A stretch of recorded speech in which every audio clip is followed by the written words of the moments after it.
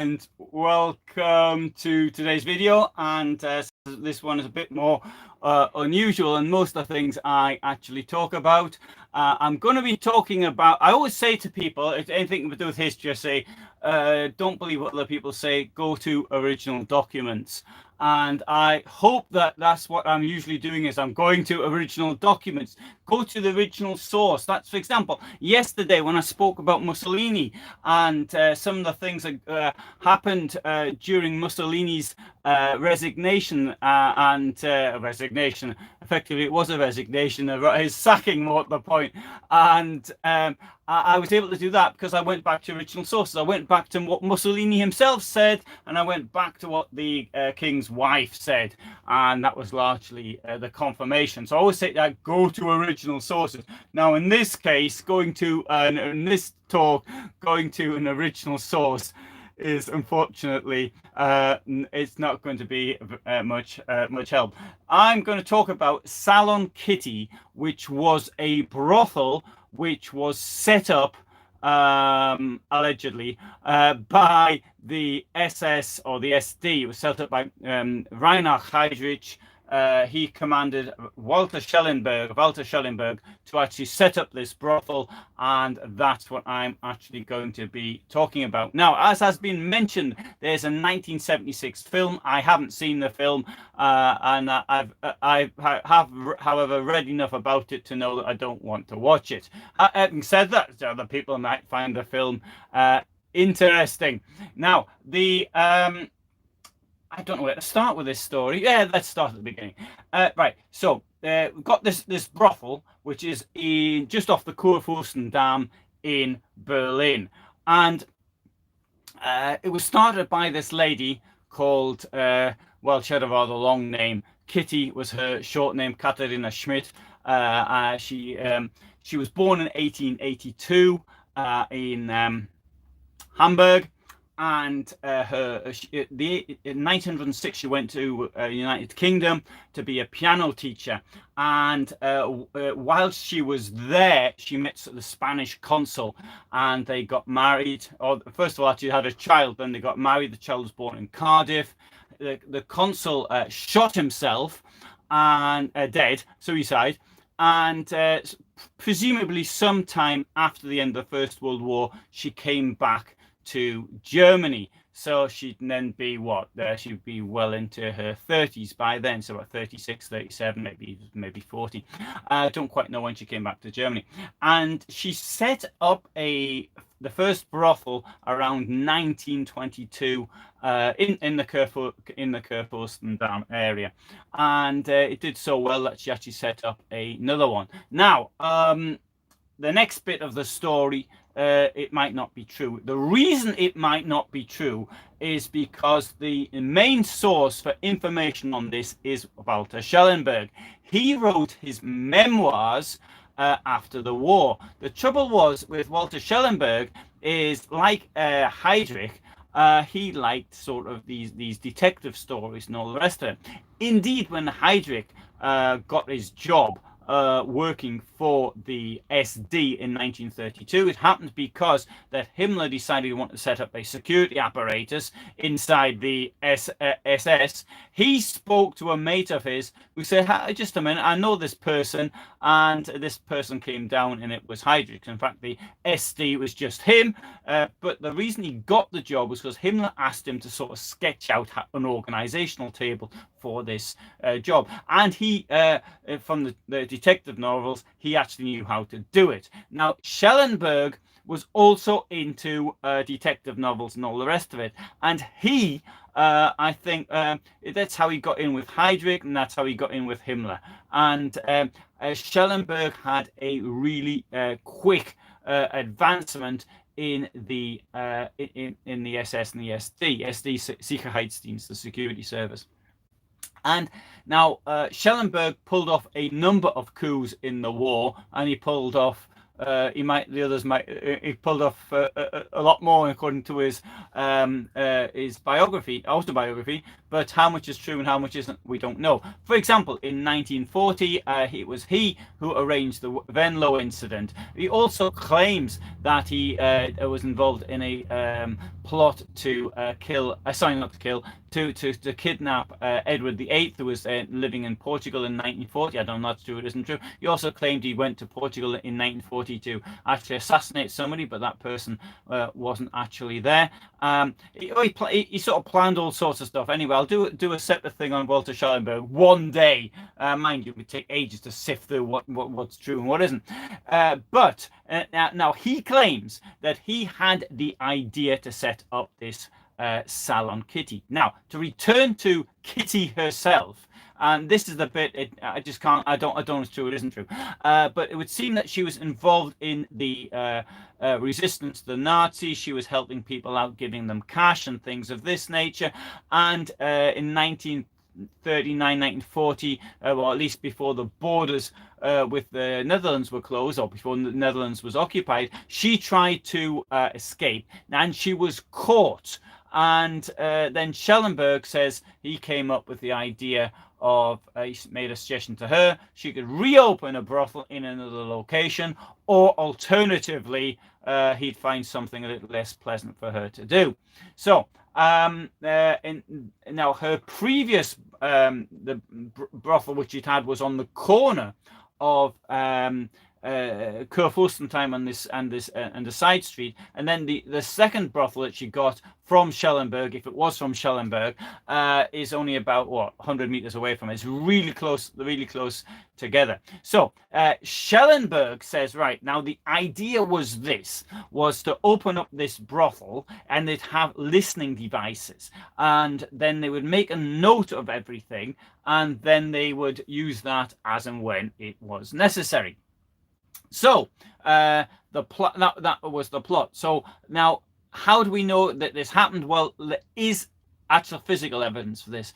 In the 1960s, there was some work going on the flat where it was, in the basement, where and there they found sockets and wiring. The wiring went up to the third floor. So from that point of view, that is now physical proof that something, at least there was some wiring going up from the third floor to the bottom.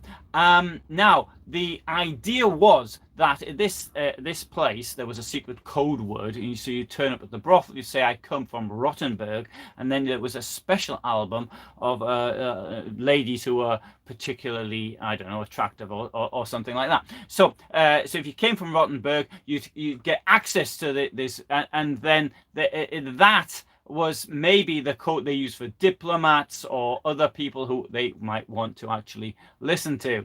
Hello, and to Ontario. So that's how they try to arrange it. Now, apparently the women who actually work there. Now, this is one slight thing here. One woman came forward in 2004. She gave an interview to ARD, I think it was, or some German television anyway. But I mean, the information that she gave was so vague that it's not worth a great deal. Having said that, at the time the 1976 film came out, Salon Kitty, the Italian, French, German film, the Spiegel actually interviewed somebody who'd actually worked there, and thanks to her, the information that she gave, a lot more information is actually known. But one thing that this lady who did work there, she said nothing about the bugs. She didn't know that she was actually being bugged, but she does tell about the people that used to use it. Now, and so, for example, one person she mentions is General Fromm, who I talked about on the 20th of July, or 19th of July, because I talked about the following day. It was the one who failed to stop, who was in charge of Valkyrie, but then he didn't. Then he sort of tried to arrest, and he got arrested himself. So he was one person that used to hang out there. Galeazzo Ciano, the Italian foreign minister, the son-in-law of Mussolini, married to Mussolini's daughter Edda, and the person who would have been Mussolini's successor. Probably, we don't know. Possibly the person, but he used to be quite regular there, and apparently he didn't like to take his socks off during the proceedings. So don't say you never learn anything useful on this channel, but now you know something useful. Galeazzo Ciano also told Dollmann, the interpreter, was also working for Himmler. That Eugen Dollmann, that Heydrich must be really stupid if he thinks that I don't know about the people listening to the conversations. He ought to be more careful about where he hides the microphones. Goebbels used to drop in apparently as well from time to time, and here we get to the whole point of this, and that Schellenberg and Heydrich used to use it as well. Now Heydrich, his first job was he was in the Navy. He was on the ship Schleswig-Holstein, which actually started firing at Polish positions on the 1st of September 1939, not far from where I'm sitting right now. But in the 1920s, the Schleswig-Holstein was effectively the main ship of the fleet for the German Navy. And when he used to visit foreign ports, he'd nip in to see where the local brothels were and all the rest of it. We know that from his shipmates who told this after the war. And he used to like going nights on the town with his mate Schellenberg. Now, Schellenberg was also seeing the wife, Lena Heydrich, on the side, which must have made it a rather interesting conversations. One day, Heydrich told Schellenberg that he'd put some poison in his drink and that he'd only given the antidote once he'd received a full confession from him. And now, anyway, Lena Heydrich had already told him. I think he just wanted confirmation. Of course, he was just making this bit up about the antidote because no antidote, as far as I'm aware, actually works like that. That is the sort of stuff from fiction. As far as I understand, if somebody knows better, then put the comment in below. Now, the big problem, of course, from this comes from the scientific evidence. Now, there was somebody in the 1970s who said that the recordings were held by the Stasi. And the thing is, though, no evidence of anything like this has ever come up. But particularly interesting is how the recordings themselves were actually made. Now, we do know, for example, I've done a video on this, the recording of the generals by the British security services in the POW camp north of Cockfosters in north of London during the war. Now, in this case, though, what recording apparatus was available to the Gestapo? Well, the first thing was they had these sort of wax records, which they could actually record things on. But one of these records, they lasted at best 5 minutes. And so therefore, if somebody came for an hour, they'd need 12 records per visitor. Now, they did have access to the magnetic tape recorder, or the magnetic tape, wasn't tape recorder. Tape recorder. Yeah, I was thinking of cassette tape recorder.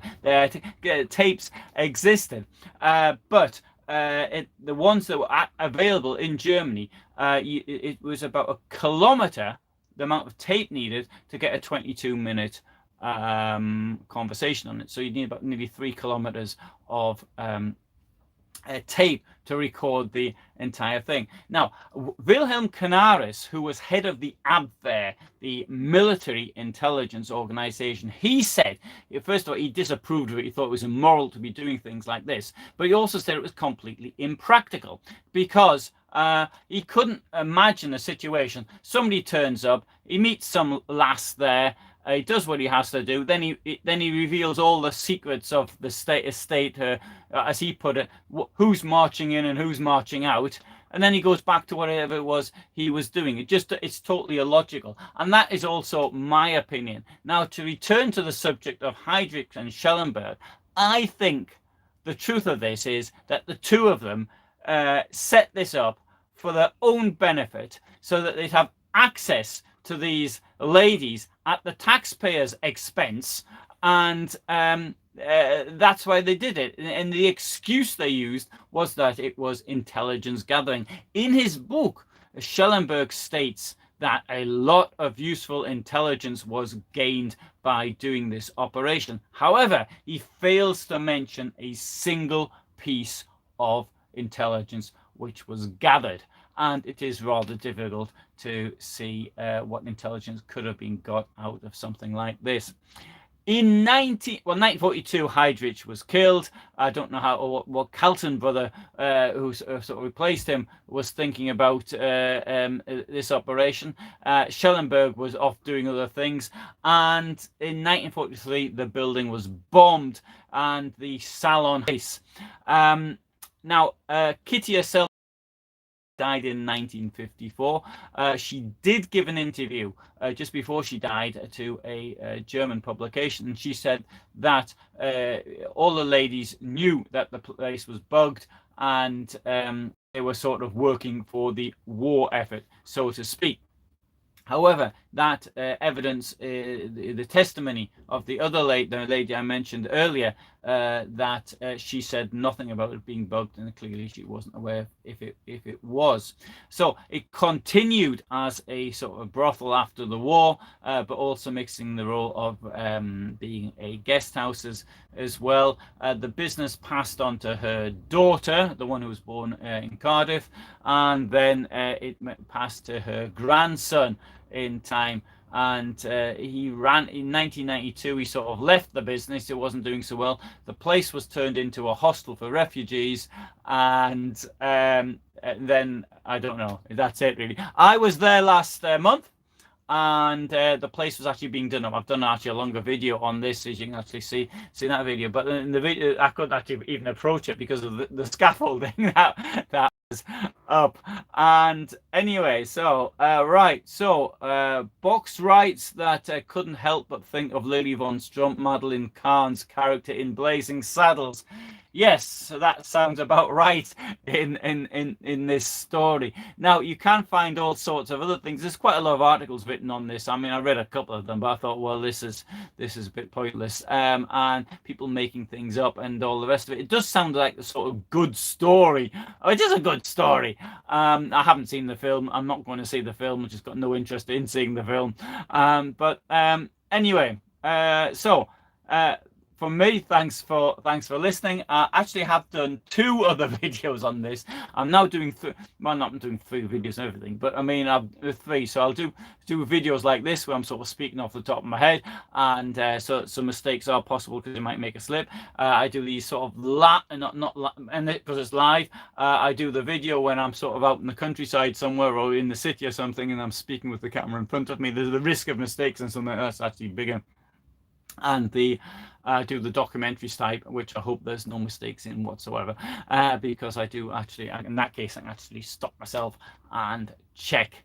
Okay, thanks for listening, and all the best from me in Poland. I hope you found that interesting, and tomorrow I'll probably do a much less serious subject. Sorry, a much more serious subject, sorry. And but I think that one was more of a bit of fun. So all the best from me, and thank you for the moment. Thanks, Annika. Thanks, Annie. I'll be on the other. No, I won't be on the other channel later today. I've got a video to go up. Yeah, it's a fantastic view out here. It's really good. Today I had closed the blind as well because I thought, all right, I can't. There's the blind closed. Keep the sun out. I hate keeping the sun out. It seems to me to be absolutely wrong to do that. But the sun was shining directly in my face, so it was a bit awkward. So I couldn't actually do it. It seems to be going dark and not dark. Actually, the screen. I don't know why that. It's probably because the light at the back behind me. I suppose I could have just gone over and sat over there at the other side of the. But I like to have this. I like the view out the back. I think it looks a bit more en situ, in place, and as though something's going on around me at the same time. And it was poured down with rain all day today, so I stayed in here in this motorhome all day. Okay, thanks then. Right, bye.